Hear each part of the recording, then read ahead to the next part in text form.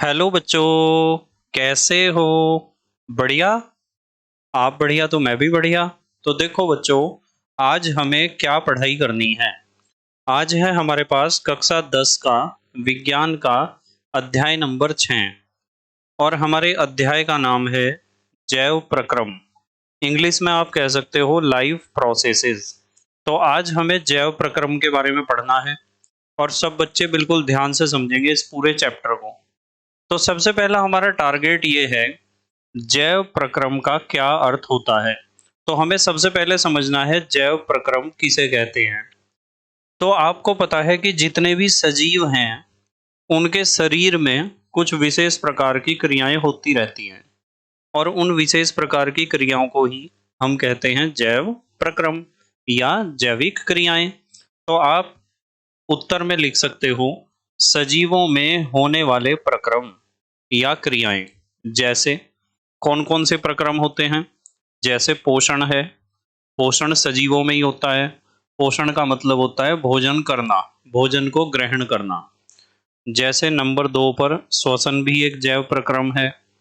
Number 3 वहन भी एक जैव प्रक्रम है। वहन या परिवहन यानी शरीर के अंदर किसी वस्तु को एक स्थान से दूसरे स्थान तक पहुंचाना, इसे कहते हैं वहन या परिवहन। उत्सर्जन भी एक जैव प्रक्रम है। उत्सर्जन का मतलब होता है हानिकारक पदार्थों को शरीर से बाहर निकालना।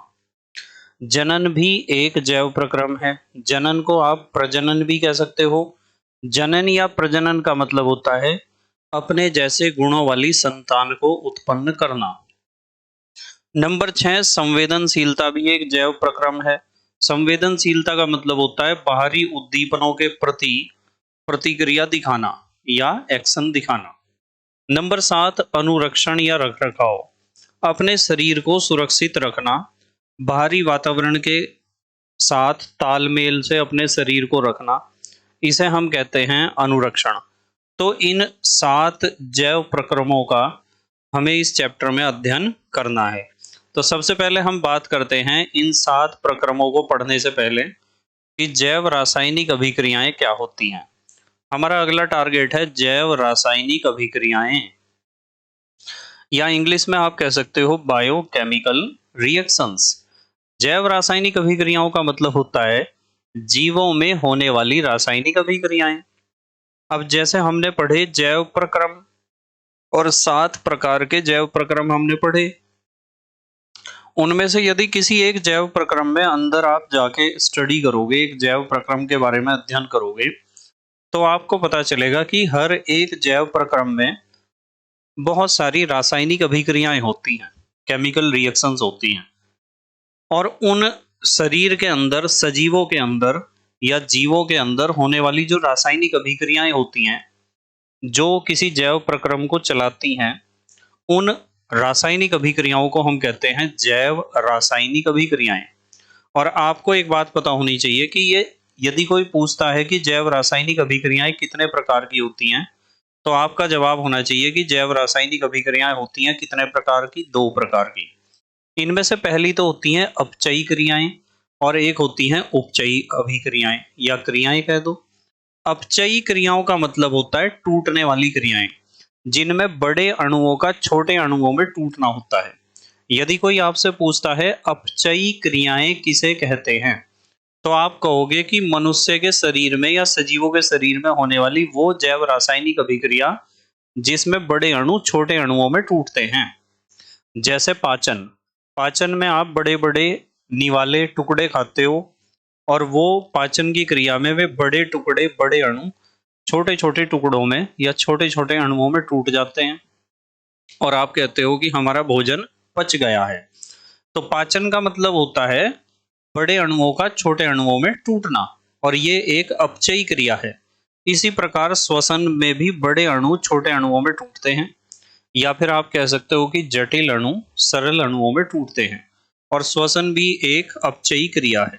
ठीक है। नंबर 2 उपचयी क्रियाएं। उपचयी क्रियाएं अपचयी क्रियाओं की जस्ट उल्टी हैं। यानी अपचयी क्रियाओं में तो हमने पढ़ा कि बड़े अणु छोटे अणुओं में टूट जाएंगे, इसी तरीके से आप ध्यान रखोगे उपचयी क्रियाओं में क्या होगा, छोटे अणु आपस में मिलकर बड़े अणुओं का निर्माण करेंगे। तो छोटे अणुओं से मिलकर बड़े अणुओं का बनना, तो छोटे अणु जब आपस में मिलते हैं तो बड़े अणुओं का निर्माण होता है, और ऐसी क्रियाओं को हम कहते हैं उपचयी क्रियाएं। जैसे प्रकाश संश्लेषण एक उपचयी क्रिया है, वसा और प्रोटीन का संश्लेषण भी एक उपचयी क्रिया है। अब हम बात करेंगे एक इंपॉर्टेंट पॉइंट की। यहाँ आप देख रहे हो एक हेडिंग लिखा हुआ है ग्रीन कलर से, नोट। बहुत इंपॉर्टेंट पॉइंट है, ध्यान रखना। अपचय को हम इंग्लिश में कहते हैं कैटाबोलिज्म, और उपचय को हम कहते हैं एनाबोलिज्म। और जब कैटाबोलिज्म और एनाबोलिज्म दोनों क्रियाएं एक साथ हमारे शरीर में चलती हैं, भाई हमारे शरीर में बहुत सारी तो बनने वाली क्रियाएं चलती रहती हैं लगातार, और बहुत सारी बिगड़ने वाली क्रियाएं चलती रहती हैं लगातार। यहाँ बिगड़ने से तात्पर्य है टूटने का। हमारे शरीर में बहुत सारी बनने वाली रिएक्शंस, यानी जब सरल अणु आपस में मिलकर जटिल अणुओं का निर्माण करते हैं, तो ऐसी अभिक्रियाओं को कहते हैं बनने वाली रिएक्शंस, वो भी चलती रहती हैं। साथ ही साथ हमारे शरीर में ऐसे भी बहुत सारे रिएक्शंस चलते हैं जिसमें टूटना होता है, यानी बड़े अणु छोटे अणुओं में टूटते हैं, यानी जटिल अणु सरल अणुओं में टूटते हैं। तो कैटाबोलिज्म और एनाबोलिज्म दोनों को यदि हम मिला देते हैं तो बनता है मेटाबॉलिज्म, यानी अपचय और उपचय दोनों प्रकार की क्रियाएं जब सम्मिलित रूप से इन्हें कुछ कहा जाता है कॉमनली, तो इन्हें आप कहोगे उपापचय। ये उपापचय के दो हिस्से हैं, उपापचय कहो या फिर कहो मेटाबॉलिज्म।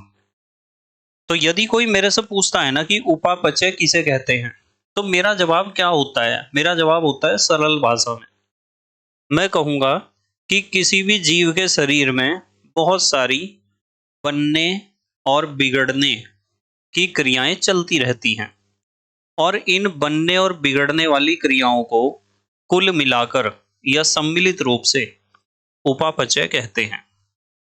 तो इन्हें कहते हैं हम उपापचय, ध्यान रखोगे। या इंग्लिश में आप कह सकते हो मेटाबॉलिज्म। और किसी भी मनुष्य या किसी भी जीव या किसी भी सजीव, चाहे वो कोई पेड़ पौधा है या जंतु, यदि उसका मेटाबॉलिज्म माने उपापचय बहुत तेजी से काम करता है, यानी उसके शरीर में बनने और बिगड़ने की क्रियाएं बहुत तेजी से होती है ना, तो समझो वो बहुत स्वस्थ होगा, वो हेल्दी होगा।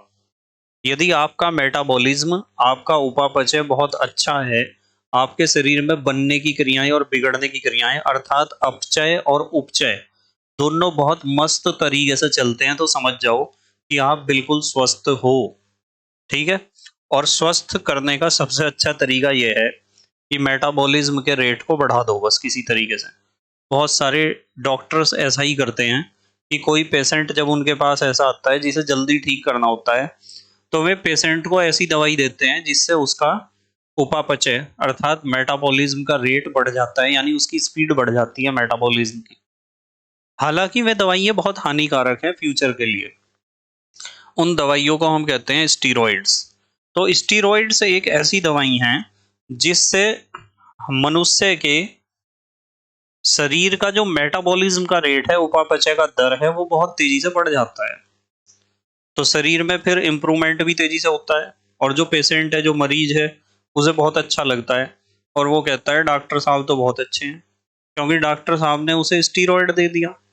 और यदि मैं स्टीरॉइड ना दे के सही तरीके से उसे ठीक करते तो टाइम लगता। ठीक है। तो स्टीरॉइड मेटाबॉलिज्म के रेट को बहुत तेजी से बढ़ा देता है। कुछ लोगों को स्टीरॉइड खाने से उनका वजन बढ़ जाता है बहुत ज्यादा। पर स्टीरॉइड फ्यूचर के लिए खतरनाक होता है, क्योंकि हमारी बॉडी के अंदर एक रेजिस्टिविटी डेवलप कर देता है वो। ठीक है। तो हमें कोशिश करनी चाहिए कि हम स्टीरॉइड से बचें। तो बेटे यहाँ सबसे पहले हम बात करने जा रहे हैं पोषण की, न्यूट्रिशन की। हमने 7 जैव प्रक्रम पढ़े ना, और 7 जैव प्रक्रम में सबसे पहला हमारा है पोषण, या इंग्लिश में आप कह सकते हो न्यूट्रिशन।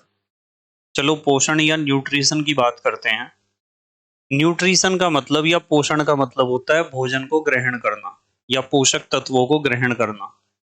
जीवों द्वारा भोजन या पोषक तत्वों को प्राप्त करने की क्रिया पोषण कहलाती है। सही है ना बात। यदि कोई मेरे से पूछेगा कि पोषण किसे कहते हैं, तो मेरा जवाब होगा कि भोजन ग्रहण करना या पोषक तत्वों को ग्रहण करना। भोजन ग्रहण करना या पोषक तत्वों को ग्रहण करने को ही हम कहते हैं पोषण। अब अगला सवाल बच्चों के दिमाग में आता है कि सर, हमें पोषण की आवश्यकता क्यों है, या हमें भोजन की आवश्यकता क्यों है, मतलब क्या जरूरत है हमें भोजन करने की, या भोजन या पोषण हमारे शरीर के लिए क्यों जरूरी है। तो यहाँ लिखे हुए हैं कारण, हेडिंग है पोषण की आवश्यकता, क्यों जरूरी है खाना खाना या भोजन करना या पोषण। नंबर एक, ऊर्जा के लिए। आपको पता है कि दैनिक जीवन में आप बहुत सारे काम करते हो, ठीक है, और आपके शरीर के अंदर भी बहुत सारी जैविक क्रियाएं चलती हैं या जैव प्रक्रम चलते हैं, बहुत सारी जैव रासायनिक अभिक्रियाएं चलती हैं। उन सभी कामों के लिए जो डायरेक्टली आपको नजर आते हैं, जैसे मैं आपको पढ़ा रहा, आपको नजर आ रहा कि मैं काम कर रहा, ठीक है, आप पढ़ाई कर रहे तो आपको लग रहा कि आप काम कर रहे हो, कार्य कर रहे हो। आप सुबह को स्कूल जा रहे, स्कूल से वापस आ रहे, फिर कोचिंग में जा रहे, कोचिंग से वापस आ रहे, आप घर के भी बहुत सारे काम कर रहे। इन सभी कामों को करते हुए बिल्कुल ऐसा ही लगता है कि हाँ, हम कार्य कर रहे हैं। पर यदि एक व्यक्ति कुर्सी पे ही बैठा हुआ है सुबह से शाम तक, तो आप ऐसा मत सोचना कि वो कोई काम नहीं कर रहा है। उसके शरीर में बहुत सारे काम हो रहे हैं, जिन्हें हमने कहा था जैव प्रक्रम। उसके शरीर में तो बहुत सारे काम हो रहे, उसे श्वसन क्रिया करनी पड़ रही, पाचन करना पड़ रहा, तो श्वसन और पाचन में भी तो ऊर्जा लगती है। तो इन सारी डायरेक्टली और इनडायरेक्टली जो हमारे शरीर द्वारा कार्य किए जाते हैं, या शरीर में जो बहुत सारे जैव प्रक्रम चलते हैं, उनके लिए ऊर्जा की आवश्यकता होती है। और वो ऊर्जा हमें कहाँ से मिलेगी? खाने से ही तो मिलेगी। नंबर दो, शारीरिक वृद्धि के लिए। भाई, छोटा बच्चा 2 किलो का या 3 किलो का या 4 किलो का पैदा होता है, और वो जब 25-30 साल का हो जाता है, 40 साल का, तो क्या वो तब भी 2-3-4 किलो का ही होता है? तब तो वो 100 किलो का होने के लिए तैयार होता है कि किसी तरह 100 किलो का हो जाऊं मैं, ठीक है। मतलब इसी तरीके से एक बीज जब अंकुरित होता है, तो पौधा जब उससे उगता है, वो पौधा कितना छोटा होता है, और जब वो पौधा 5-6 साल का हो जाता है, तो फिर तो वो पेड़ बन जाता है। तो शारीरिक वृद्धि सजीवों का एक लक्षण है, और यदि किसी सजीव को भोजन मिलता रहेगा सही तरीके से, तभी तो उसका शरीर वृद्धि करेगा। और यदि उसे भोजन ही नहीं मिलेगा तो वृद्धि कहां से करेगा वो? इसका मतलब पोषण जो है शारीरिक वृद्धि के लिए भी बहुत जरूरी है। नंबर तीन, टूट फूट की मरम्मत के लिए। हमारे शरीर में लगातार टूट फूट की क्रियाएं होती रहती हैं। भाई, आप टूट फूट नहीं तो मानते हो कि आप कहीं दौड़ रहे, भाग रहे, खेल रहे, या फिर आप सड़क पे चलते हुए जा रहे या स्कूटर साइकिल से जा रहे, और एक्सीडेंट हो गया, आपके चोट लग गई, खरोंच लग गई, खून निकल गया, हड्डी टूट गई। टूट फूट केवल यहां तक सीमित नहीं है। हम जो डेली रूटीन में नॉर्मल काम करते हैं, उस काम करने के दौरान भी हमारे शरीर की कोशिकाएं टूटती हैं। जैसे इस समय मैं बोल रहा हूं, तो बोलते समय मेरे शरीर के जिन अंगों का प्रयोग हो रहा है, गले का प्रयोग हो रहा है, जीभ का प्रयोग हो रहा है, इसके अलावा मेरे फेस की जो मांसपेशियां हैं, मसल्स, उनका भी प्रयोग हो रहा है। हिलते डुलते समय हाथ पैर गर्दन की मांसपेशियों का प्रयोग हो रहा। तो इन सभी मांसपेशियों के कार्य करने से इनकी जो कोशिकाएं हैं वे टूटती हैं। तो कोशिकाएं, आप साइकिल पे चलते हुए जा रहे, रास्ते में बहुत सारे गड्ढे लगे, तो उन गड्ढों के कारण भी आपके शरीर की बहुत सारी कोशिकाएं टूट फूट जाती हैं, पर वो चोट किसी को नजर तो नहीं आती। तो जो चोट एक्सटर्नली आपको लगी, बाह्य रूप से लगी, वो तो सारी दुनिया को नजर आ रही कि यहाँ पे टूट फूट हुई, और इसकी मरम्मत के लिए ज्यादा खाने की आवश्यकता पड़ेगी, विशेष प्रकार के खाने की और दवाइयों की आवश्यकता पड़ेगी। पर कुछ टूट फूट ऐसी है जो 24 घंटे हमारे शरीर के अंदर लगी रहती है।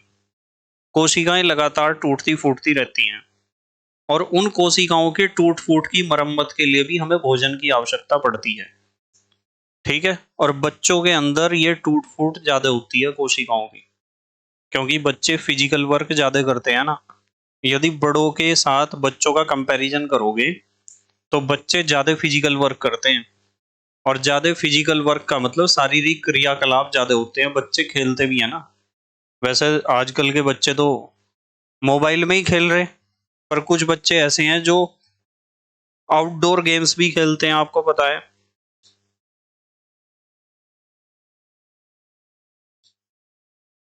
तो कुल मिला के बात यह है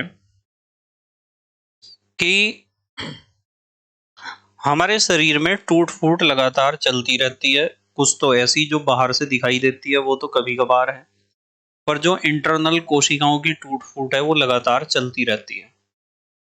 और उस टूट फूट की मरम्मत के लिए हमें भोजन की आवश्यकता है, हमें पोषण की आवश्यकता होती है। भोजन बहुत जरूरी है हमारे लिए। इसी तरीके से नंबर 4 पर है रोगों से प्रतिरक्षा के लिए। आपको पता है कि हमारे शरीर में रोग हो जाते हैं, और उन रोगों से बचाव के लिए भी हमारे शरीर में ऊर्जा होनी चाहिए बहुत ज्यादा मात्रा में। भोजन की आवश्यकता इसलिए भी है। और यदि कोई रोग हो गया है, उस रोग से लड़ने के लिए भी ज्यादा भोजन की आवश्यकता है। एक बात ध्यान रखना, हमेशा जब भी आप बीमार होते हो तो आपको जरूरत से ज्यादा खाना खाना है, ध्यान रखना। जब भी आपको कुछ भी बीमारी होती है, बुखार है, नजला है, जुकाम है, खांसी है, और भी बहुत सारी छोटी मोटी बीमारियां या बड़ी बड़ी बीमारियां, कुछ भी हो जाए तो समझो कि आपकी डोज बढ़ जानी चाहिए। यदि आप अपने डोज को नहीं बढ़ाओगे ना, तो बीमार ज्यादा दिनों तक रहोगे। आप बुखार में जरूरत से ज्यादा खाना खाया करो। यदि टेस्टी नहीं लग रहा तो उसमें नमक मिर्च और डाल ली और खा लिया। ध्यान रखना इस बात का, यदि आपको जल्दी ठीक होना है तो खाना आपका बढ़ जाना चाहिए। अब हम बात करते हैं, ये जो टॉपिक इस बार हम डिस्कस करेंगे, ये बहुत इंपॉर्टेंट टॉपिक है बेटे, बिल्कुल इंपॉर्टेंट टॉपिक है, ध्यान से समझना। हमारा टॉपिक है भोजन के मुख्य घटक, कि खाने में कौन कौन सी चीजें होनी बहुत जरूरी हैं, जिन्हें आप कहते हो पोषक तत्व। तो भोजन के मुख्य घटक, या फिर हम कह सकते हैं पोषक तत्व। तो हमारे भोजन में कौन कौन से पोषक तत्व होने चाहिए, ये बहुत ही मजेदार चीज है, और बच्चे इसे कभी याद नहीं कर पाते हैं। पर मैं इसे याद करने की एक बहुत बढ़िया ट्रिक बताऊंगा आपको। ध्यान रखना है आपको कि हमारे भोजन में कुल मिलाकर 6 पोषक तत्व होने चाहिए। हमारे भोजन में कितने पोषक तत्व होने चाहिए? 6। और उन 6 पोषक तत्वों को याद करने का ये ट्रिक है जो यहाँ लिखा हुआ है, देखो, प्रोचिका खनिज। क्या लिखा हुआ है? प्रोचिका खनिज। आप इस शब्द को रट लोगे बिल्कुल। प्रोचिका खनिज, प्रोचिका खनिज, प्रोचिका खनिज, प्रोचिका खनिज। अब देखो, प्रो, प्रो माने प्रोटीन।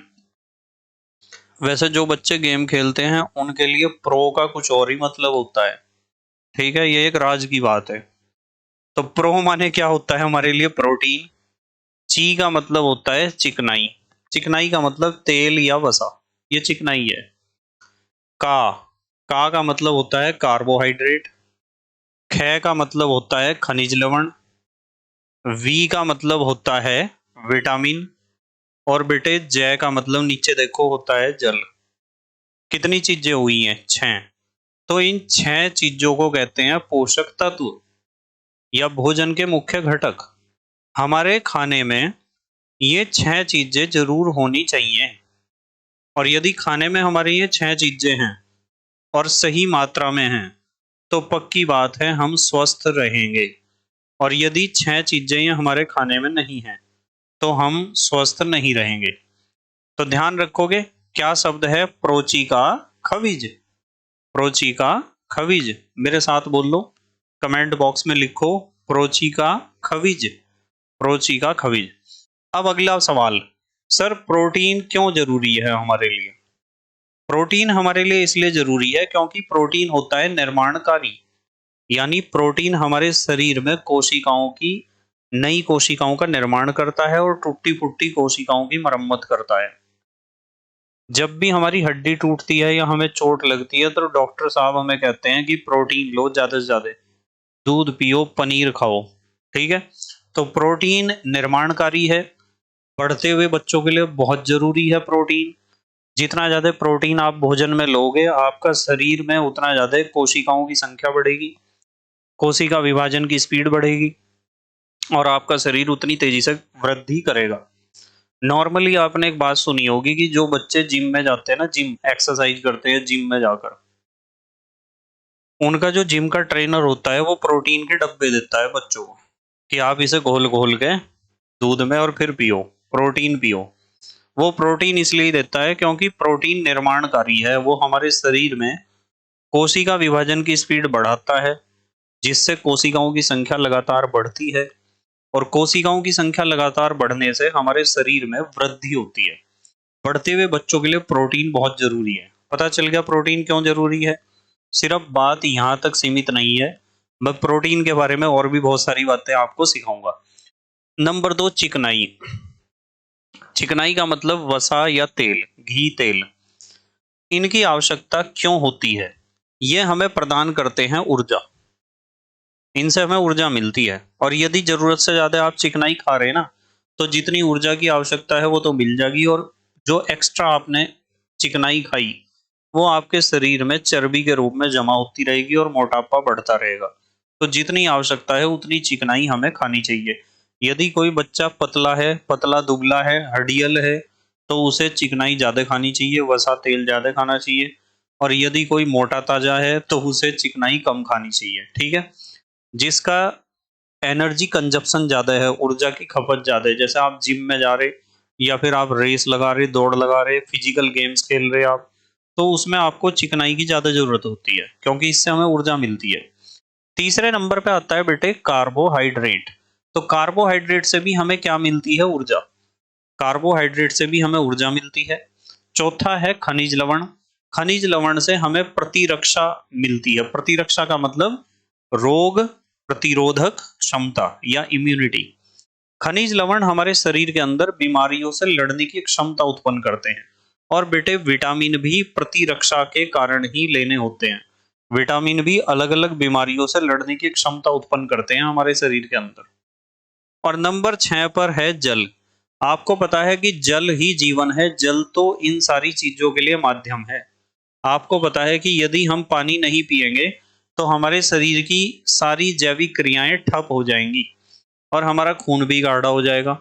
खून गाढ़ा हो जाएगा तो उसका नलियों में बहना मुश्किल हो जाएगा, और जब खून की नलियों में खून सही तरीके से नहीं बहेगा तो ट्रांसपोर्टेशन रुक जाएगा, ऑक्सीजन कैरी नहीं हो पाएगी, ऑक्सीजन नहीं पहुंच पाएगी जहां उसे पहुंचना है, और ग्लूकोज नहीं पहुंच पाएगा जहां उसे पहुंचना है, एनर्जी नहीं पहुंच पाएगी जहां उसे पहुंचना है। तो ट्रांसपोर्टेशन का मुख्य कार्य खून के द्वारा, ब्लड के द्वारा ही होता है।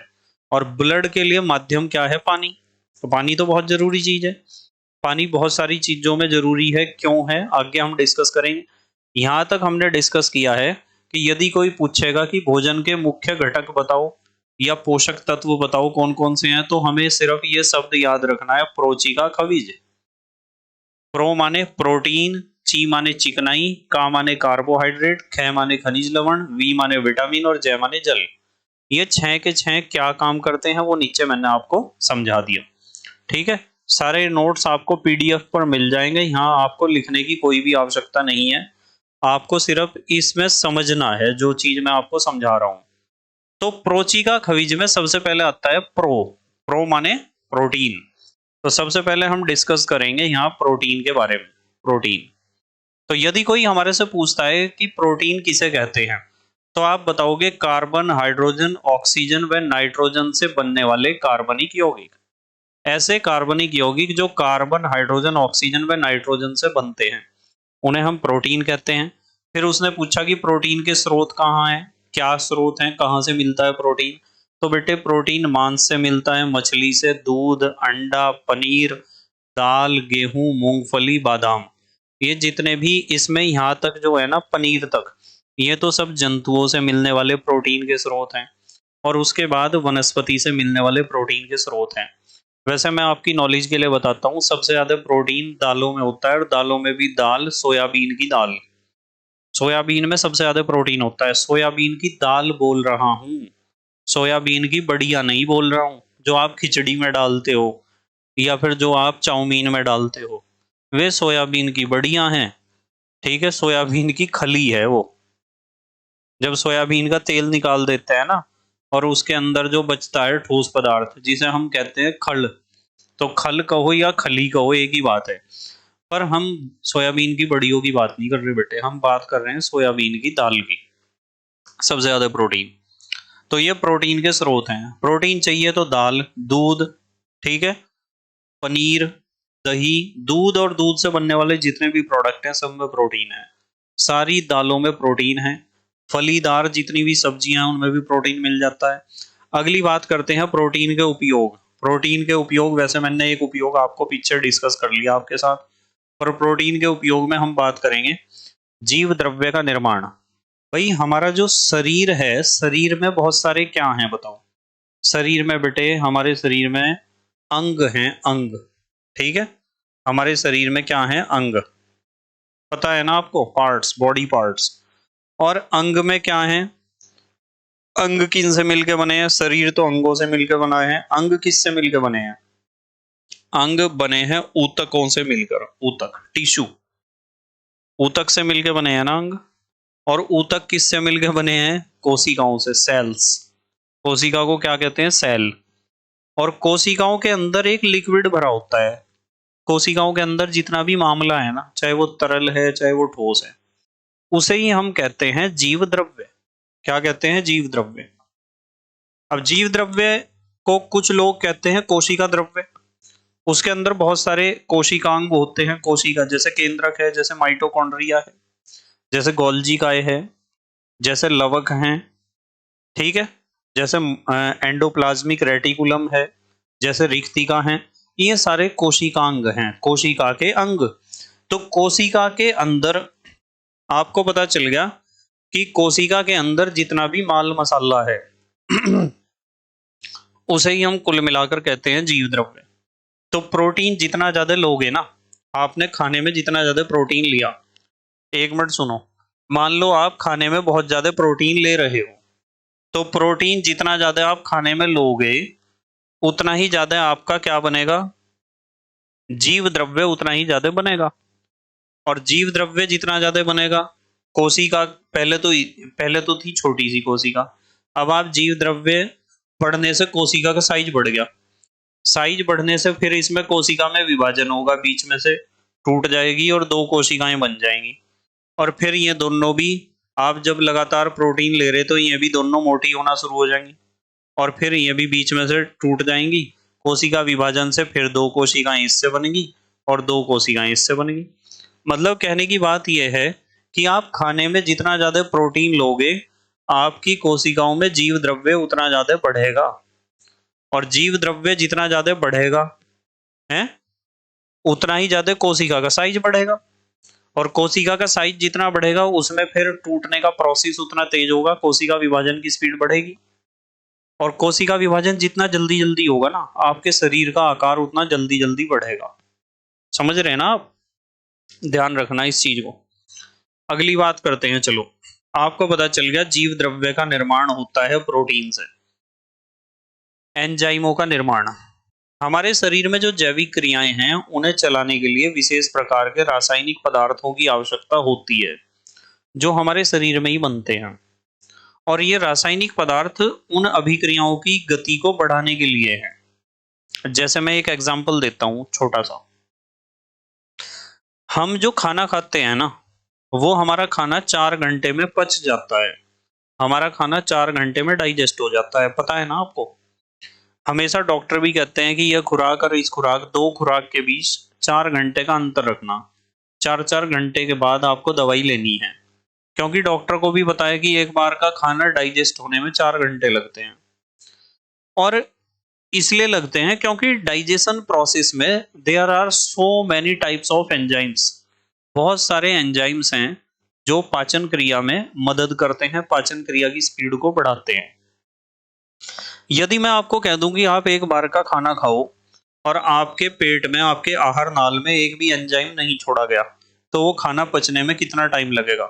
तो बेटे बिना एंजाइम के खाना, एक बारी का खाना पचने में बिना एंजाइम के 20 साल लग जाएंगे। एक टाइम का खाना डाइजेस्ट होने में बिना एंजाइम के 20 साल लगेंगे।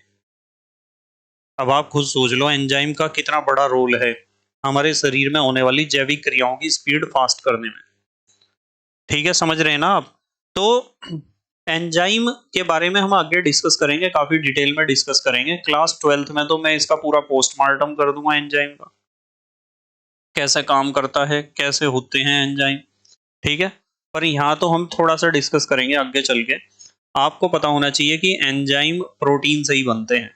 यदि आप प्रोटीन सही मात्रा में नहीं लोगे तो आपकी बॉडी में एंजाइम ही नहीं बनने के, और एंजाइम नहीं बनने के तो आपका पाचन नहीं सही होने का। और पाचन तो मैंने एक एग्जांपल दिया आपको, there are so many life processes, बहुत सारी जैव क्रियाएं हैं, जैव प्रक्रम हैं जो हमारे शरीर में होते हैं, और उन्हें चलाने के लिए, उनकी स्पीड को फास्ट करने के लिए एंजाइम्स की आवश्यकता होती है। और एंजाइम हमारे शरीर को सही, स्वस्थ और सुचारू रूप से चलाने के लिए एक इंपॉर्टेंट रोल अदा करते हैं। तो एंजाइम भी प्रोटीन के ही बने होते हैं, ध्यान रखना। उसके बाद नंबर 3 पर आते हैं टूट फूट की मरम्मत।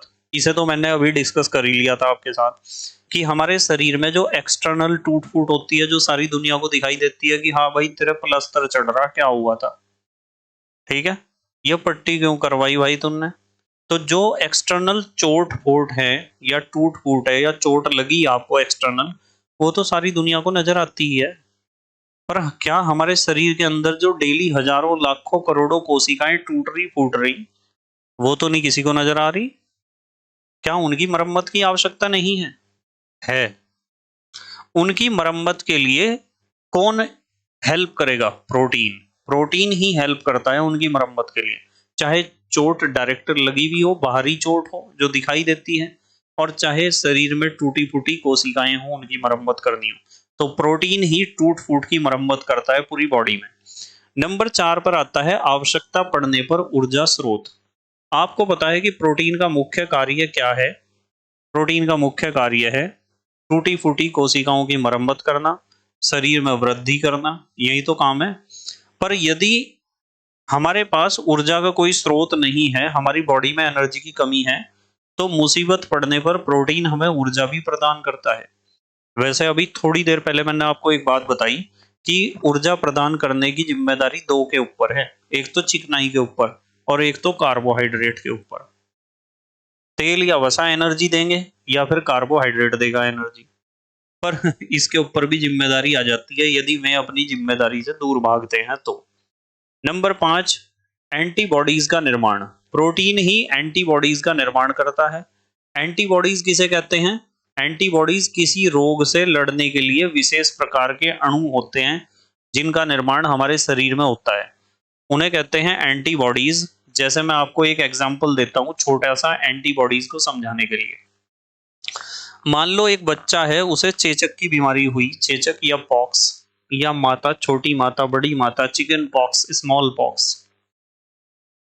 तो जब उसे एक बार चेचक हो जाएगा ना, तो उसके शरीर में, उसके ब्लड में चेचक के रोग के, वायरस के खिलाफ एंटीबॉडीज डेवलप हो जाएंगी।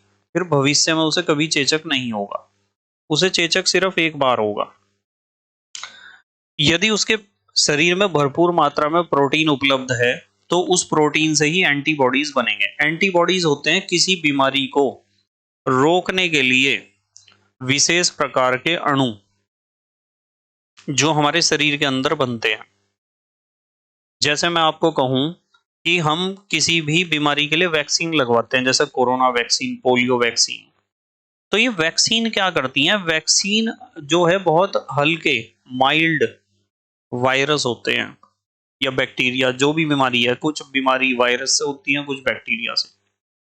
जब बहुत माइल्ड वायरस हमारी बॉडी के अंदर एंट्री मारेगा, माइल्ड माने हल्का फुल्का, वो हमारी बॉडी के अंदर उन्होंने इंजेक्ट कर दिया, तो हमारी बॉडी के अंदर यदि प्रोटीन भरपूर मात्रा में उपलब्ध है, तो हमारा प्रोटीन क्या करेगा? उस बीमारी के खिलाफ एंटीबॉडीज डेवलप करेगा, यानी एक विशेष बटालियन उतार देगा एकदम, और उस बटालियन में सैनिकों की संख्या लगातार बढ़ती रहेगी यदि प्रोटीन हमारी बॉडी में भरपूर मात्रा में है। तो उन्होंने बहुत हल्का फुल्का, बहुत कमजोर वायरस हमारी बॉडी के अंदर इंजेक्ट करा, और उसे इंजेक्ट करने से, क्या हुआ? उसे इंजेक्ट करने से हमारी बॉडी के अंदर प्रोटीन की उपलब्धता के कारण उस बीमारी के वायरस से लड़ने के लिए एंटीबॉडीज बननी शुरू होगी। और वो एंटीबॉडीज क्या करेंगी? वे एंटीबॉडीज अपनी संख्या लगातार बढ़ाएंगी और हमारे शरीर में इतनी एंटीबॉडीज बन जाएंगी कि फ्यूचर में वो वायरस यदि हमारे ऊपर अटैक करता है ना, तो स्टार्टिंग फेज में ही उसे एंटीबॉडीज सब डैमेज कर देंगी। तो वैक्सीन ऐसे काम करती है। मतलब एक बार जैसे मान लो हमें किसी दूसरे देश के ऊपर अटैक करना, तो हमें उस दूसरे देश की सेना को दिखा दिया गया कि ऐसी है सेना, तो हम अपनी तैयारियां उस हिसाब से ही करेंगे।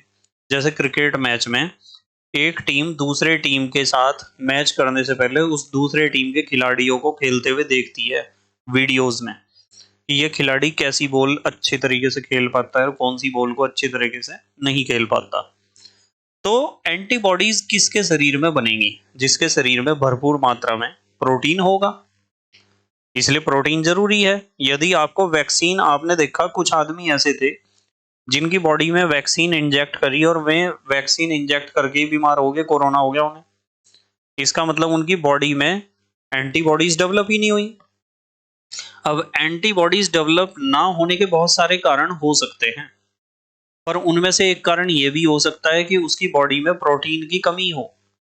यदि उसकी बॉडी में प्रोटीन भरपूर मात्रा में होता तो पक्की बात है एंटीबॉडीज बनती भरपूर मात्रा में और वे उस हल्के फुल्के वायरस को डैमेज कर देती और फ्यूचर के लिए बहुत सारी एंटीबॉडीज उसकी बॉडी में बन जाती, जो भविष्य में आने वाले वायरल अटैक का पहले से ही तैयारी रखती। छोटा बच्चा होता है ना, उसे बहुत सारी वैक्सीन दी जाती हैं। उसकी एज होती है कि अब इसे इसका टिक्का लगेगा, वैक्सीन को टिक्का भी कहते हैं। अब इसे इतने महीने में टिक्का, इतने महीने में, इतने महीने में। तो वे जो टिक्के लगते हैं ना बच्चों के, वो वैक्सीन ही तो है। और वो माइल्ड वायरस या बैक्टीरिया होता है। उस समय बच्चा माँ का दूध पी रहा होता है और माँ के दूध में भरपूर मात्रा में प्रोटीन होता है, तो बच्चे के शरीर में एंटीबॉडीज डेवलप होती रहती हैं जब तक उसका वैक्सीनेशन होता है। ध्यान रखना इस चीज का, प्रोटीन से ही बनती हैं एंटीबॉडीज। अब हम अगली बात हम करेंगे प्रोटीन ऊर्जा कुपोषण की। यानी प्रोटीन और ऊर्जा से जो बीमारियां हमारे शरीर में, बच्चों के शरीर में होती हैं, उन्हें हम कहते हैं प्रोटीन ऊर्जा कुपोषण। प्रोटीन की कमी से होने वाले रोग, वे रोग जो प्रोटीन की कमी से होते हैं, प्रोटीन और ऊर्जा की कमी से। ठीक है, तो सबसे पहले हम बात करते हैं क्वाशरकर की। क्वाशरकर आ जाता है पेपर में, मैंने बहुत सारे पॉइंट आपको बताए, इनमें से कुछ पॉइंट आप याद रख लेना, 4 या 5 एग्जाम में लिखने के लिए। यदि एग्जाम में आता है क्वाशरकर, क्या होता है इसमें ध्यान से देखना बिल्कुल। क्वाशरकर में प्रोटीन की कमी से होता है ये रोग और 12 महीने के बच्चे में होता है। माँ के दूध की अनियमितता के कारण होता है। यदि माँ का दूध कभी मिल रहा कभी नहीं मिल रहा, तब होगा बच्चे को। इसमें बाजू व टांगे बहुत पतली हो जाती हैं बच्चे की। 1 साल के बच्चे को होता है, सुन लेना ध्यान से, जब बच्चा माँ का दूध पी रहा होता है। प्रतिरक्षा प्रणाली कमजोर हो जाती है, बीमारियों से लड़ने की क्षमता उसकी कमजोर हो जाएगी, मानसिक मंदता हो जाएगी, दिमाग उसका सही काम नहीं करेगा, भूख कम लगेगी, अतिसार होगा यानी उल्टी दस्त होंगे, सूजन उसके आसपास पेट के सूजन आ सकती है, चिड़चिड़ापन व उदास हो जाएगा। और बेटे उसके बाल जो हैं उनमें बिल्कुल भी चमक नहीं होगी, बाल उसके सूख जाएंगे बिल्कुल। यहाँ लिखा हुआ है, क्या लिखा हुआ है? बाल सूखे। देखो 11वें नंबर पे देखो क्या लिखा हुआ है, बाल तो उसके हो जाएंगे कैसे? सूखे। और त्वचा पीली हो जाएगी, शुष्क हो जाएगी और कांतिहीन। कांतिहीन कहते हैं, कांति कहते हैं चमक को। छोटे बच्चों की स्किन कितनी शाइनिंग करती है ना, शाइनिंग, चमक होती है छोटे बच्चों की स्किन में। सब चाहते हैं कि हमारी स्किन भी छोटे बच्चों जैसी हो जाए। पर यदि बच्चे को क्वाशरकर ये रोग है, उसका माँ का दूध उसे सही समय पर नहीं मिल रहा, तो उसकी त्वचा बिल्कुल ऐसी हो जाएगी जैसे बुढ़े आदमियों की होती है, बार बार कोल्ड क्रीम लगानी पड़ेगी। इसी तरीके से दूसरा जो रोग हमें पढ़ना है वो पढ़ना है मेरिस्मस। इसे सूखा रोग भी कहते हैं। ऊर्जा की कमी से होता है, वैसे तो प्रोटीन इसका मुख्य कारण है, ऊर्जा की कमी से होता है। इसमें भी बच्चा बहुत कमजोर हो जाता है, उसका विकास रुक जाता है, यानी उसकी उम्र तो बढ़ती रहेगी पर बॉडी का साइज नहीं बढ़ेगा, क्योंकि प्रोटीन की कमी है ना। 6 महीने से 12 महीने तक ये बच्चों को होता है। जब बच्चा 6 महीने का होगा या 12 महीने का, उसके आसपास ही ये बीमारी होती है। तो इसलिए माँ का दूध बच्चे को जरूर मिलना चाहिए भरपूर मात्रा में। कारण क्या है? माँ का दूध न मिलना। माँ का दूध यदि नहीं मिलता तो मैरेस्मस हो सकता है, उसे क्वाशरकर भी हो सकता है। कमजोर प्रतिरक्षा प्रणाली हो जाती है, यानी बीमारियों से लड़ने की क्षमता कमजोर हो जाती है उसकी। भूख कम लगती है, डायरिया हो जाता है। डायरिया तो पता है आपको, उल्टी दस्त। मानसिक मंदता, दिमाग कमजोर हो जाएगा। और जो उसकी दिल की धड़कन है ना, उसकी गति भी धीमी हो जाएगी। यानी उसकी नाड़ी जो है, नाड़ी तो कहते हैं इसे, नाड़ी, मंद नाड़ी। 10वें नंबर पे देखो क्या लिखा हुआ है, मंद नाड़ी। उसकी नाड़ी हो जाएगी मंद, यानी दिल की धड़कन स्लो। और सांस लेने की गति हो जाएगी तेज। क्यों हो जाएगी? क्योंकि एनर्जी की कमी आ गई ना उसके अंदर। एनर्जी चाहिए, और एनर्जी डेवलप करने के दो रास्ते हैं सिर्फ। पहला रास्ता एनर्जी डेवलप करने का है कि उसका खाना जो है ना, उसका फूड, वो अच्छी तरीके से डाइजेस्ट हो सके। और दूसरा है कि वो सांस ढंग से ले सके, ऑक्सीजन को कैरी कर सके। हमारी बॉडी में एनर्जी बनने का तरीका, मनुष्य की बात करें तो मनुष्य में एनर्जी बनाने के जिम्मेदार दो ही जैव प्रक्रम हैं।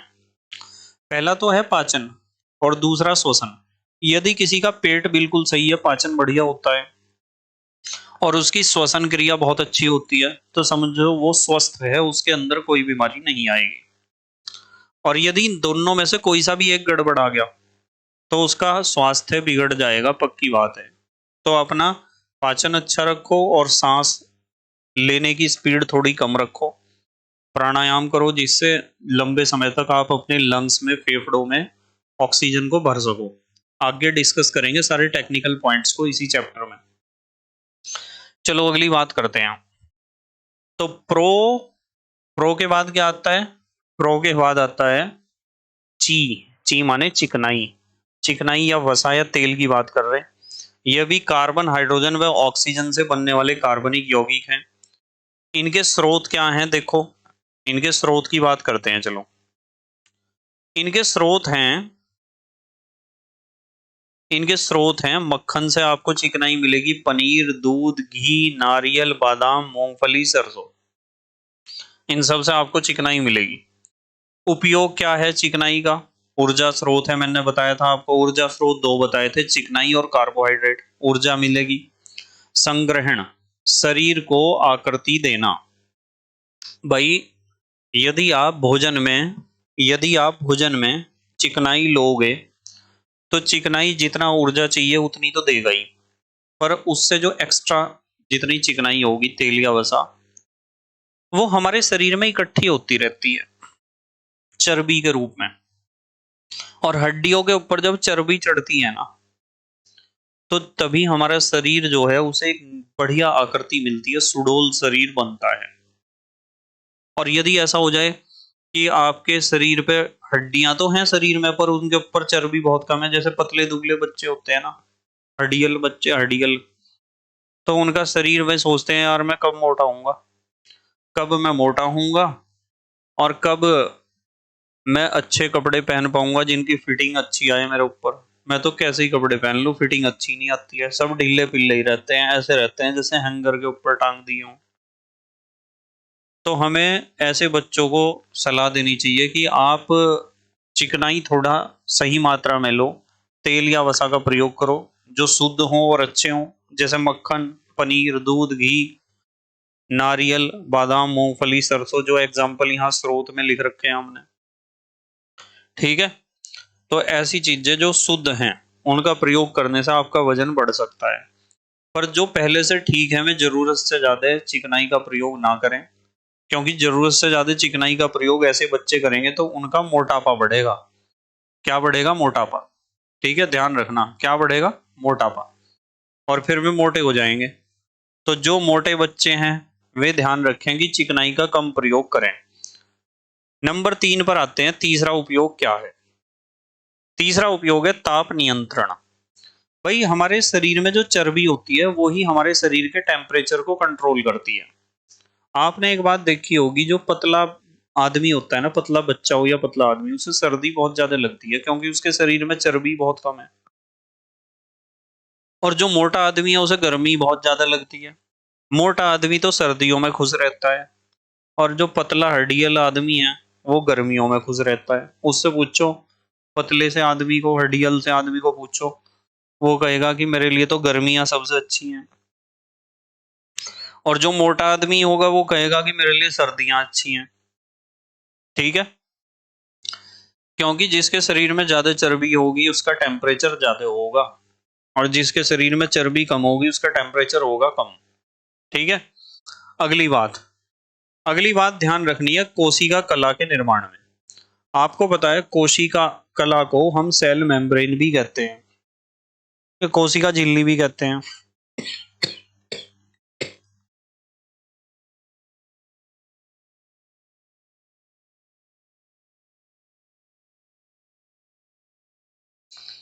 कोशिका के बाहर की जो दीवार होती है ना, कवर, उसे कहते हैं कोशिका कला। तो कोशिका कला के निर्माण में भी हम कौन कौन सी चीज, कौन सा पोषक तत्व प्रयोग होता है?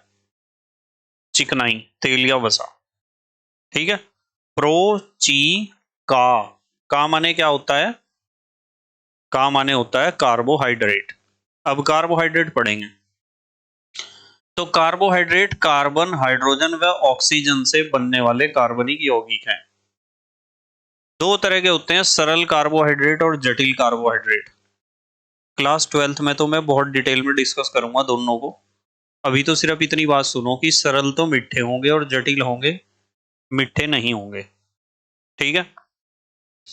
सरल में जैसे आपका ग्लूकोज है, फ्रक्टोज है, सुक्रोज है, लैक्टोज है, ये सब मीठे हैं, सरल कार्बोहाइड्रेट हैं। इनके स्रोत क्या हैं? गन्ना, गन्ने से बनते हैं ये सब, चुकंदर, खजूर आदि। जटिल कार्बोहाइड्रेट में हम बात करेंगे मंड की। मंड को हम स्टार्च भी कहते हैं। वैसे ग्रामीण क्षेत्रों में मंड या स्टार्च को कहते हैं मांड। क्या कहते हैं? मांड। चावलों का मांड होता है ना, सुना होगा आपने, चावलों का मांड।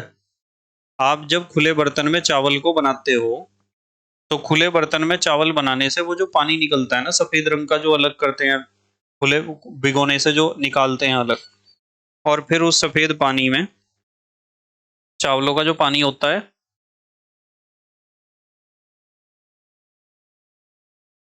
उस पानी में नमक मिला के, और नमक या कुछ लोग चीनी या शक्कर भी मिला लेते हैं, अपने टेस्ट की बात है, और उसे पीते हैं। फिर एनर्जी होती है उसके अंदर, बहुत कार्बोहाइड्रेट से एनर्जी मिलती है ना, छोटे बच्चों के लिए बहुत लाभदायक है। जो बच्चों के डॉक्टर होते हैं ना, चाइल्ड स्पेशलिस्ट, वे बहुत कहते हैं कि बच्चों को मांड देना चाहिए, एनर्जी होती है ना उसके अंदर।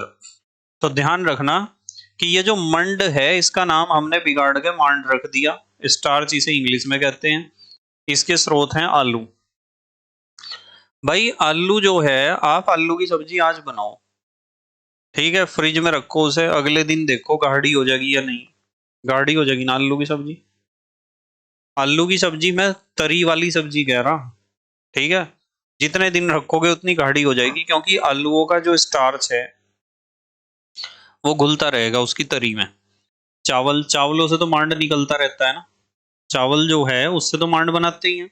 अरबी, अरबी कह दो, या कुछ लोग कहते हैं गागली, और कुछ लोग कहते हैं गुइयां। तो अरबी, अरबी भी, इसमें भी स्टार्च होता है बहुत। मक्का माने मकी में होता है, मकी जिसे भुट्टा कहते हैं, कुकड़ी, और साबूदाना, ये सब स्रोत हैं कार्बोहाइड्रेट में स्टार्च के। स्टार्च भी एक कार्बोहाइड्रेट है। अब बात करते हैं सर कार्बोहाइड्रेट के उपयोग क्या है। कार्बोहाइड्रेट के उपयोग के बारे में बात करें तो एक तो ऊर्जा प्रदान करता है, जैसे ग्लूकोज है। ग्लूकोज कोशिका का ईंधन है, कोशिका का ईंधन। कोशिका में जलने के लिए ऑक्सीजन किसे जलाएगा? ग्लूकोज को। कैसे जलाएगा वो मैं सिखाऊंगा आपको आगे, जब मैं श्वसन सिखाऊंगा, श्वसन, रेस्पायरेशन। अतिरिक्त ग्लूकोज, मान लो हमारे ब्लड में, आपको पता हमारे खून में ग्लूकोज होता है, कहां से आता है वो भी हम डिस्कस करेंगे इसी चैप्टर में। पर यदि ग्लूकोज जरूरत से ज्यादा है तो वो अतिरिक्त ग्लूकोज कहाँ जाता है? वो जो जरूरत से ज्यादा ग्लूकोज है वो कहाँ जाएगा? तो जरूरत से ज्यादा जो ग्लूकोज है ना, अतिरिक्त ग्लूकोज, वो ग्लाइकोजन में बदलकर यकृत में एकत्रित हो जाता है। और यदि वो फालतू का ग्लूकोज ग्लाइकोजन में ना बदले और यकृत में इकट्ठा ना हो, तो वो फालतू का ग्लूकोज फिर खून में ही रहेगा और उस आदमी को बीमारी हो जाएगी, शुगर की बीमारी। इसे कहते हैं शुगर। जिसका फालतू का ग्लूकोज, हमारे ब्लड में ग्लूकोज है और यदि एक्स्ट्रा ग्लूकोज ग्लाइकोजन में बदलकर यकृत या लीवर में इकट्ठा हो जाता है, वो तो आदमी नॉर्मल है। और जिसका एक्स्ट्रा ग्लूकोज ग्लाइकोजन में नहीं बदलता, तो वो खून में ही पड़ा रहता है फिर ग्लूकोज, और वो फिर यूरिन के साथ बाहर आता है ग्लूकोज। यूरिन माने मूत्र, मूत्र के साथ वो बाहर निकलता है। तो ऐसे आदमी को कहते हैं कि आपको शुगर की बीमारी है। इस बीमारी को ही कहते हैं शुगर। या तो शुगर कहो, या मधुमेह कहो, या डायबिटीज कहो। ये बीमारी होती है। क्यों होती है डिस्कस करेंगे हम, बायोलॉजी में डिस्कस करेंगे आगे चल के। अगली बात कर लेते हैं पहले। अब बात करते हैं प्रोचीका। प्रोटीन, चिकनाई, कार्बोहाइड्रेट हो गया। चौथे नंबर पे क्या आता है? चौथे नंबर पे खनिज, खनिज लवण। खनिज लवण उपापचयी क्रियाओं के लिए आवश्यक। उपापचयी मैंने कहा था मेटाबॉलिज्म रिएक्शंस, बनने और बिगड़ने की क्रियाएं जो स्टीरॉयड से फास्ट हो जाती हैं, उनके लिए बहुत जरूरी है खनिज लवण। शरीर के अंगों के निर्माण में सहायक हैं खनिज लवण। कैल्शियम और फास्फोरस, ये दोनों जरूरी हैं। ये कैल्शियम और फास्फोरस खनिज लवणीय है दोनों। कैल्शियम और फास्फोरस जरूरी है दांत और हड्डियों के लिए। हमारे दांत और हड्डियां कैल्शियम और फास्फोरस से ही बने होते हैं। Fe, लोहा जरूरी है हीमोग्लोबिन के लिए। ये Hb होता है हीमोग्लोबिन का संकेत। ध्यान रखना, हीमोग्लोबिन कहाँ होता है? हमारे ब्लड में, हमारे खून में। ठीक है। कोई यदि आपसे पूछता है ना कि हमारा जो खून है वो, हमारे खून का रंग लाल क्यों है, तो आप उसे जवाब दो कि खून का रंग, उसने पूछा कि ब्लड जो है, ब्लड, ब्लड खून, रुधिर, रक्त, लहू, इसका रंग लाल क्यों है? तो आपका जवाब होना चाहिए क्योंकि खून में होती है आरबीसी, रेड ब्लड कार्पेसल्स।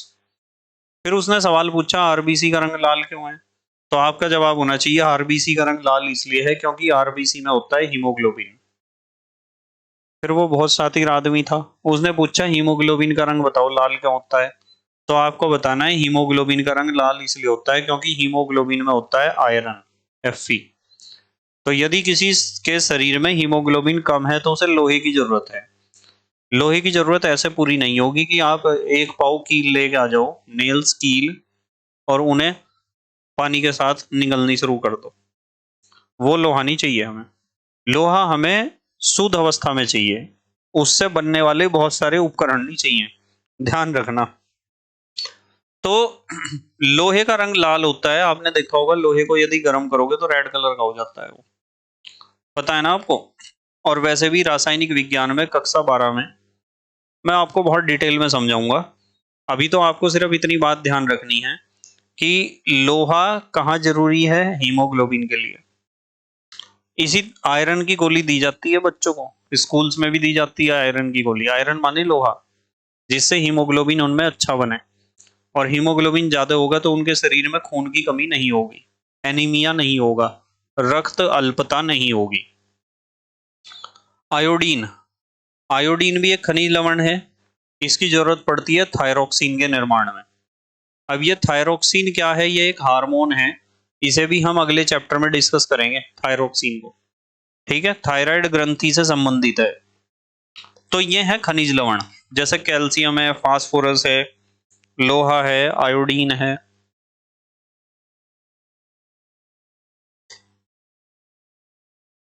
ये सब क्या है?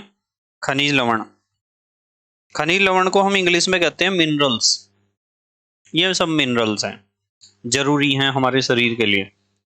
तो हम पहुंचे हैं प्रोचीका, ख। ख के बाद आता है व, विटामिन। वी, खनिज, विटामिन। ध्यान से समझना विटामिन को, ये इंपॉर्टेंट है और हर साल इसमें से क्वेश्चन पूछा जाता है। शरीर को प्रतिरक्षा प्रदान करने वाले जटिल कार्बनिक पदार्थ होते हैं विटामिन। और दो कैटेगरी में इन्हें बांटा गया, जल में घुलनशील और वसा में घुलनशील। पेपर में सवाल आता है कि जल में घुलनशील विटामिन कौन कौन से हैं, तो आपको जवाब देना है vitamin B and C. Vitamin B और सी जल में घुलनशील होते हैं, और विटामिन ए डी ई के ये होते हैं वसा में घुलनशील। वसा माने तेल या वसा, चिकनाई। तो इन सभी विटामिन को हमें पढ़ना है, और मैं बहुत तेजी से इन्हें पढ़ाऊंगा, ध्यान से समझना बिल्कुल एकदम। सबसे पहले हम डिस्कस करेंगे विटामिन का नाम, नाम के बाद उसका स्रोत कहां से मिलेगा, और फिर उसकी कमी से होने वाला रोग। विटामिन ए का नाम होता है रेटिनॉल। इसके स्रोत हैं अंडा, मक्खन, घी, मछली का तेल, यकृत, गाजर, हरी सब्जियां। और विटामिन ए की कमी से रतौंधी होता है, यानी रात को दिखाई देना बंद हो जाना।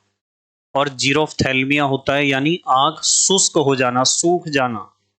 आंख शुष्क नहीं होनी चाहिए, यदि आंखें हमारी शुष्क हैं तो आंखों में जलन होगी, फिर आंखों में हमें आर्टिफिशियल टीयर डालना पड़ेगा, एक ऐसी आई ड्रॉप डालनी पड़ेगी जिससे हमारी आंखें गिल्ली रहें अंदर से और उनमें रगड़ ना लगे और जलन ना हो। तो यदि रात को दिखाई देना बंद हो गया, रतौंधी होगी, तो विटामिन ए की कमी से हुई, पक्की बात है। यदि जीरोफ्थैल्मिया हो गया, आपकी आंखें सूखती हैं अंदर से, तो भी आपके अंदर विटामिन ए की कमी है। ठीक है। विटामिन ए के बाद आता है vitamin D. Vitamin D, vitamin D का नाम है कैल्सीफेरोल। इसके स्रोत हैं सूर्य का प्रकाश। सुबह या शाम को आप सरसों के तेल की मालिश शरीर पे करो और धूप में आराम से घूमो या लेट जाओ, आपको विटामिन डी भरपूर मात्रा में उपलब्ध होगा। मक्खन, दूध, मांस, मछली का तेल, वृक्क, ये सब विटामिन डी के स्रोत हैं। और विटामिन डी की कमी से रोग हो जाता है रिकेट्स, जिसे कहते हैं सूखा रोग। हड्डियां खोखली हो जाती हैं, कमजोर हो जाती हैं। या फिर ऑस्टियोमलेशिया, यानी हड्डियां इतनी गलने लगती हैं, गलने, इसे कहते हैं ऑस्टियोमलेशिया, विटामिन डी की कमी से। उसके बाद आता है विटामिन ई। विटामिन ई को हम कहते हैं टोकोफेरोल। और विटामिन ई की कमी से कौन से रोग होते हैं, उससे पहले हम डिस्कस करेंगे विटामिन ई कहां से मिलेगा। स्रोत क्या है? अंडा, गेहूं, हरी पत्तियां, मांस। और इसकी कमी से होता है जनन क्षमता में कमी। जनन कह दो या प्रजनन कह दो, प्रजनन क्षमता घट जाती है। प्रजनन तो पता है आपको किसे कहते हैं, संतान उत्पन्न करने की क्षमता। उसके बाद आता है विटामिन के, नेफ्थोक्विनोन। विटामिन के सोयाबीन से, टमाटर, हरी पत्तियां, यकृत और अंडा, इनसे प्राप्त होता है विटामिन के। और इसकी कमी से रोग होता है हीमोरेज। हीमोरेज को आप रुधिर स्राव कह सकते हैं। हीमोरेज का मतलब होता है चोट लगी और खून बहना रुक नहीं रहा है। यदि खून बहना नहीं रुक रहा है तो विटामिन किसकी कमी है? के की कमी है। ध्यान रखना, हीमोरेज कहते हैं इस रोग को। उसके बाद ये तो हो गया आपके वसा में घुलनशील विटामिन ए डी ई के। अब आते हैं जल में घुलनशील विटामिन बी और सी के बारे में बात करते हैं। Vitamin B one vitamin B कई तरह का होता है। उसमें पहला है विटामिन बी वन, थायमीन इसका नाम है। अनाज के छिलकों में मिलेगा, फलियां, हरी सब्जियां, यीस्ट, मांस, दूध, यकृत। इसकी कमी से रोग होता है बेरी बेरी। स्किन पर, त्वचा पर, मुंह पर चकत्ते पड़ जाते हैं, कभी कभी सफेद रंग के चकत्ते भी पड़ जाते हैं, जिन्हें कहते हैं इस बच्चे के मुंह पे सीप हो रहे। तो वो सीप जो है व्हाइट व्हाइट से पैच हो जाते हैं स्किन पर, फेस पर। तो उसे जो है ना, वो जो हम आटा पिसवाते हैं अपना, आपने गेहूं अनाज को पिसवाया और छान लिया फिर उसे आटे को, और जो छिलके थे मैं ऊपर रह गए छलनी के, उन्हें अलग निकाल दिया, उसे आप कह रहे चोकर। उसी में ही तो विटामिन बी वन है। तो हमें जो है चोकर खाना बहुत जरूरी है। आटा कभी भी बारीक नहीं पिसवाना चाहिए, नहीं तो फिर मैदा ही खा लो। मोटा आटा होना चाहिए जिसमें छिलके भी हों, और कोशिश करो वो साफ हो, पर उसे छान के बनाने की जरूरत नहीं है यदि विटामिन बी वन आपको भरपूर मात्रा में चाहिए। उसके बाद करते हैं विटामिन बी टू की। विटामिन बी टू, राइबोफ्लेविन, हरी पत्तियां, यीस्ट, पनीर, गेहूं, यकृत, मांस। और इसकी कमी से रोग होता है किलोसिस। किलोसिस माने होठ फटना, बच्चों के होठ फटते हैं विटामिन बी 2 की कमी से फटते हैं। ग्लोसाइटिस, ग्लोसाइटिस कहते हैं जीभ में सूजन, जिसे कहते हैं मुंह आ गया मेरा तो मुंह आ रहा जी, ठीक है। डर्मेटाइटिस का मतलब त्वचा का फटना, जैसे सर्दियों में फट जाती है ना त्वचा, तो विटामिन बी 2 की कमी से होता है। अब आते हैं विटामिन बी 3 पर। विटामिन बी 3 पेंटोथेनिक अम्ल, स्रोत टमाटर, मूंगफली, यीस्ट, दूध, मांस, यकृत, अंडा, वृक्क। और इससे भी यदि विटामिन बी 3 की कमी है तो उससे होगा डर्मेटाइटिस। क्या होगा? डर्मेटाइटिस यानी त्वचा का फटना। उसके बाद आता है विटामिन बी 5। विटामिन बी 5 को हम कहते हैं निकोटीनिक अम्ल। निकोटीनिक अम्ल, स्रोत मांस, यकृत, यीस्ट, अनाज, दाल, मछलियां। ठीक है, मछलियां की जगह मछली भी लिख सकते हो, बड़ी सी है तो एक से ही काम चल जाएगा। और इसकी कमी से रोग होता है पेलाग्रा। पेलाग्रा जीभ व त्वचा पर पपड़ी जमने को कहते हैं पेलाग्रा। उसके बाद आते हैं विटामिन बी 6 पर। विटामिन बी 6 का नाम होता है पायरिडॉक्सिन। इसके स्रोत हैं शुष्क फल, दूध, सब्जियां, अनाज, मांस, यीस्ट। और इसकी कमी से रोग होता है एनीमिया, जिसे हम कहते हैं खून की कमी, हीमोग्लोबिन की कमी, लोहे की कमी। डर्मेटाइटिस, त्वचा का फटना, वजन में कमी, ये सब विटामिन बी 6 की कमी से होता है। और विटामिन बी 6 के बाद हम पढ़ेंगे विटामिन बी 12। बी 12 का नाम होता है साइनोकोबैलामीन। इसके स्रोत हैं कच्चा यकृत, मांस, मछली, दूध, अंडा। और इसकी कमी से रोग होता है पार्निसस एनीमिया, जिसे कहते हैं प्राणासी रक्त अल्पता। यानी प्राणासी रक्त अल्पता का मतलब खून की इतनी कमी कि आदमी मर भी सकता है, मर जाएगा, इतनी कमी खून की है उसके अंदर। ठीक है। उसके बाद आता है फोलिक अम्ल। फोलिक अम्ल भी एक विटामिन है। इसके स्रोत हैं हरी पत्तियां, यकृत, सोयाबीन, अंडा, गुर्दा, यीस्ट। और इसकी कमी से एनीमिया होता है। एनीमिया कहते हैं खून की कमी को या रक्त अल्पता को। उसके बाद आता है विटामिन सी। ध्यान से समझना, विटामिन सी को हम कहते हैं एस्कॉर्बिक अम्ल। और विटामिन सी के स्रोत हैं खट्टे फल, जैसे संतरा, मौसमी, नींबू, जितने भी खट्टे फल हैं, हरी सब्जियां, रसीले फल, सब में विटामिन सी होता है। और विटामिन सी की कमी से रोग होता है स्कर्वी। स्कर्वी कहते हैं मसूड़ों से खून आने को। आप ब्रश कर रहे हो और आपके मसूड़ों से खून आ रहा, तो समझो विटामिन सी की कमी से है। आपको संतरा, मौसमी खाने पड़ेंगे, रसीले फल। और बाहर में भी कमी आ जाती है विटामिन सी की कमी से। तो प्रो, चीका, ख, वी, जय। जय रह गया, जय माने जल। जल तो हमारे शरीर का माध्यम ही है सारी क्रियाओं का, तो जल के बारे में तो पढ़ने की इतनी आवश्यकता नहीं है। अगली बात कर रहे हैं हम पोषण के प्रकार। पोषण, तो आपको पता चल गया ना पोषण। पोषण का मतलब भोजन ग्रहण करने का तरीका। पोषण का मतलब भोजन ग्रहण करना, पोषक तत्वों को ग्रहण करना। कितने पोषक तत्व पढ़े हमने? 6। प्रोचीका, खैबीज, प्रोचीका, खबीज। पर यहां हम पोषण के प्रकार में डिस्कस करेंगे कि पोषण 2 प्रकार का होता है, एक तो स्वय पोषण, एक तो विषम पोषण। तो सबसे पहले बात करेंगे स्वय पोषण की, या इसे स्वय पोषी पोषण भी कहते हैं, या इंग्लिश में कहते हैं ऑटोट्रॉफिक न्यूट्रिशन। तो स्वय पोषण का मतलब हरे पेड़ पौधे अपना भोजन अपने आप बनाते हैं, प्रकाश संश्लेषण की क्रिया करते हैं, उन्हें तो बाहर से कुछ नहीं खाना पड़ता। तो स्वय पोषण का मतलब होता है हरे पेड़ पौधे प्रकाश संश्लेषण की क्रिया करके अपना भोजन स्वयं बनाते हैं, अतः ये स्वय पोषी होते हैं। हरे पेड़ पौधों को कहते हैं स्वय पोषी, या कुछ लोग कहते हैं स्वयं पोषी, जो अपना खाना अपने आप बनाता हो। पर इसमें आपकी माताजी नहीं आएंगी। कभी आप अपनी मम्मी को कहो कि मेरी मम्मी तो स्वयं पोषी हैं जी, अपना खाना अपने आप बनाती हैं, तो अपना खाना अपने आप बनाती हैं का मतलब वे अपना खाना अपने आप पकाती हैं, सेकती हैं, तैयार करती हैं। ऐसा नहीं कि वे पैदा भी अपने आप कर रही है अपने खाने को, ऐसा तो नहीं कर रही ना। ठीक है। तो स्वयं पोषी या स्वयं पोषी कौन होते हैं? हरे पेड़ पौधे। वे क्या करते हैं कि कार्बन डाइऑक्साइड चाहिए प्रकाश संश्लेषण की क्रिया में, कार्बन डाइऑक्साइड, पानी, सूर्य का प्रकाश और क्लोरोफिल। इन चार चीजों की उपस्थिति में ये C6H12O6 क्या है, ग्लूकोज। एक तो ग्लूकोज बना और ऑक्सीजन गैस बनी।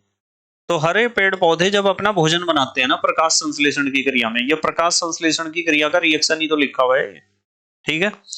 तो हरे पेड़ पौधे जब भी प्रकाश संश्लेषण की क्रिया से अपना भोजन बनाते हैं तो वे अपना भोजन बना रहे C6H12O6 ग्लूकोज बना रहे हैं, तो बहुत अच्छी बात है। पर इसी के साथ साथ वे ऑक्सीजन भी तो बना रहे हैं। क्या बना रहे हैं, ऑक्सीजन, जो हमारे लिए जरूरी है, सारे जीवों के लिए जरूरी है। तो वे अपना भोजन बनाने के साथ साथ दूसरों का भला भी कर रहे हैं, ठीक है। इसके अलावा हरे पेड़ पौधों के अलावा और भी दुनिया में ऐसी चीजें हैं जो अपना भोजन स्वयं बनाती हैं। भाई हरे पेड़ पौधे तो प्रकाश संश्लेषण की क्रिया करके अपना भोजन अपने आप बनाते हैं ना। पर यदि आप स्वपोषी बैक्टीरिया की बात करो, बैक्टीरिया कहते हैं जीवाणु को, उन बैक्टीरिया को हम कहते हैं रसायन संश्लेषी बैक्टीरिया, रस या कीमोसिंथेटिक बैक्टीरिया या रसायन संश्लेषी जीवाणु। और इन्हें जो है सल्फर बैक्टीरिया कहते हैं हम, सल्फर बैक्टीरिया ऐसे ही होते हैं। सल्फर बैक्टीरिया इसका एक एग्जाम्पल है, जैसे आयरन बैक्टीरिया है, हाइड्रोजन बैक्टीरिया है। ये अलग अलग तरह के 3 बैक्टीरिया के यहाँ एग्जाम्पल लिखे हुए हैं जो रासायनिक क्रियाओं के द्वारा अपना भोजन अपने आप ही बना लेते हैं, किसी को खाते नहीं में भोजन के रूप में। तो स्वपोषी पोषण का मतलब ये हुआ कि जो अपना भोजन अपने आप बनाते हों। उनमें हरे पेड़ पौधे हैं और रसायन संश्लेषी बैक्टीरिया हैं। यहाँ हरे पेड़ पौधों के बारे में ज्यादा जिक्र करेंगे हम, रसायन संश्लेषी बैक्टीरिया के बारे में ज्यादा जिक्र नहीं करेंगे। अब आते हैं नंबर 2 पर। दूसरा पोषण का जो प्रकार है उसे हम कहते हैं विषम पोषण या विषम पोषी पोषण, या इंग्लिश में कहते हैं हेट्रोट्रॉपिक न्यूट्रिशन। जंतु, जंतु माने जानवर, ठीक है, अपना भोजन स्वयं नहीं बनाते अपितु भोजन के रूप में दूसरे जीवों को खाते हैं, अतः जंतु विषम पोषी होते हैं। भाई जो भोजन अपना अपने आप बना रहे, जो अपना भोजन अपने आप बना रहे वे तो स्वयं पोषी हैं, हरे पेड़ पौधे और कुछ बैक्टीरिया। और जो अपना भोजन अपने आप नहीं बना रहे वे भोजन के रूप में दूसरे जीवों को खाएंगे, मजबूरी उनकी, उन्हें कहते हैं विषम पोषी। तो स्वयं पोषी और विषम पोषी दोनों प्रकार के जीव या दोनों प्रकार का पोषण आपको पता होना चाहिए। अब हम बात करेंगे विषम पोषी जीवों के प्रकार की। विषम पोषी जीव वैसे तो कई प्रकार के होते हैं, जैसे शाकाहारी, पता है आपको, जो घास फूस साग सब्जियां ही खाते हो, शाकाहारी वे हैं, जैसे गाय भैंस बकरी। मांसाहारी कौन है, शेर चीता गिद्ध, ये मांस खाएंगे केवल। अपमार्जक या मृतोपजीवी कौन है, जो सड़े गले मरे हुए पदार्थों पे, कार्बनिक पदार्थों पे उगेंगे, जैसे कवक, फफूंद, कुकरमुत्ता, मशरूम। ये सब ना तो शाकाहारी है ना तो मांसाहारी है, सड़े गले मृत कार्बनिक पदार्थों के ऊपर उगते हैं, हरे रंग के नहीं होते हैं, लगते हैं तो पौधों जैसे पर हरे रंग के नहीं होते। हरे रंग के होते तो प्रकाश संश्लेषण की क्रिया करके अपना भोजन अपने आप बना लेते, फिर तो ये स्वयं पोषी होते। तो विषम पोषी जीवों के प्रकार पढ़ रहे हम तो। परजीवी, परजीवी वे हैं जो दूसरों के ऊपर ही जीवित है, जैसे जूं है, जूं, अमरबेल है, एस्केरिस है, इन सब के बारे में पढ़ेंगे हम, ठीक है। इसके अलावा कुछ बुक्स में लिखा हुआ है कि एक 5वें प्रकार के भी विषम पोषी जीव होते हैं जिन्हें हम कहते हैं सर्वाहारी। आप लिखना चाहते हो तो लिख लेना अपने नोट्स में। सर्वाहारी उसे कहते हैं जो सब कुछ खाते हो।